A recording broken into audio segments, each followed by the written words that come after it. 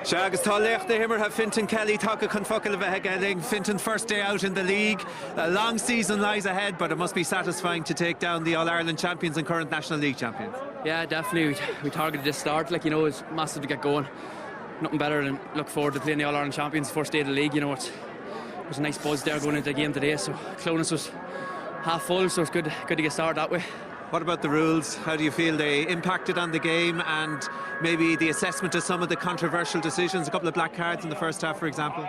Didn't really notice, the mark seemed to be an advantage to the forwards. It probably wasn't a bad introduction. Glad to get rid of the hand pass through sideline ball. Really, I didn't really. The 20 minutes is good, but you can see how teams can manipulate the 20 minutes, slow play down.